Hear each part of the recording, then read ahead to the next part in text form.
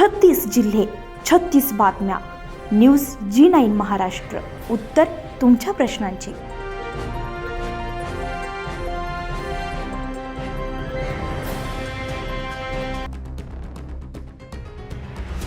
इगतपुरी तालुक्यातील धामणगाव येथील जलजीवन मिशन अंतर्गत 1,69,00,000 रुपयांच्या पाणीपुरवठा योजनेतील भ्रष्टाचाराची चौकशी न झाल्याबाबत येथील सामाजिक कार्यकर्ते मंगेश गाढवे यांच्या नेतृत्वाखालील कार्यकर्ते आमरण उपोषणाला बसलेत.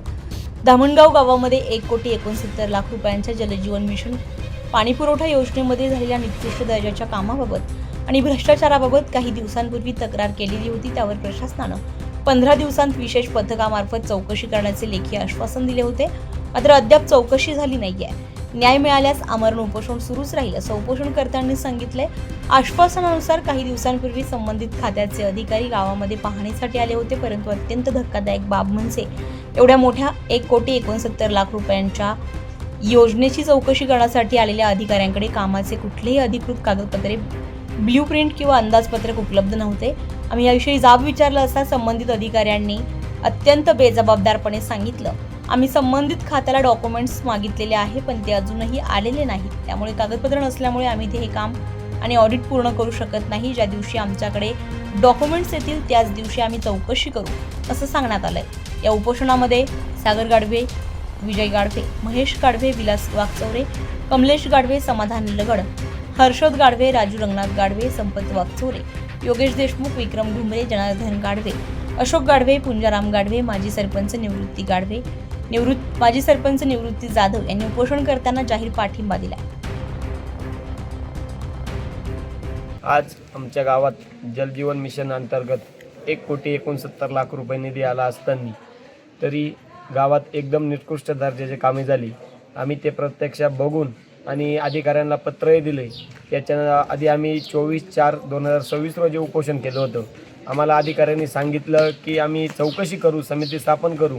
ज्या 15 दिवसाची मुदत दिली त्यांनी, आम्ही आज महिना उलटून गेला, अधिकारी आले नाही. अधिकारी एक जण आला आणि सांगितलं की माझ्याकडे डॉक्युमेंट नसल्या कारणाने मी तुम्हाला योजनेची माहिती देऊ शकत नाही आणि जे काय आहे ते मी सांगू शकत नाही.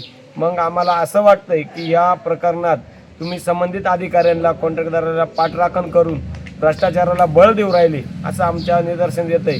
आज आम्ही पुन्हा आंदोलनाचा हत्यार उपसलं.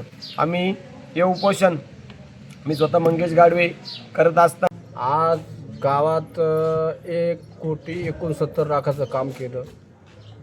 काम आलंय ते काम 93,000चं काम झालं. 93 लाखाचं काम झालंय. तर ते काम काही त्या पद्धतीचं होईल नाही. माझी नम्र विनंती आहे का याची चौकशी ताबडतोब करून आणि मार्गाला लागलं पाहिजे. आणि आमचासुद्धा ज्यांनी उपोषणाला बसेल त्यांना माझा संपूर्ण पाठिंबा आहे. माझं TV9 टीमला एवढंच माझं विनंती आहे की हे जर तरुणांनी ज्या पुढाकार घेऊन आणि याला जी वाचा फोडण्याचा प्रयत्न चालवला आहे आणि हे उपोषणाचं हत्यार उपसलं, याला न्याय मिळालाच पाहिजे असं आमच्या सर्व ज्येष्ठ नागरिक, ग्रामस्थांचं आणि तरुणांचं सुद्धा असं म्हणणं आहे. न्यूज G9 महाराष्ट्रासाठी सोमनाथ सहाणे, इगतपुरी.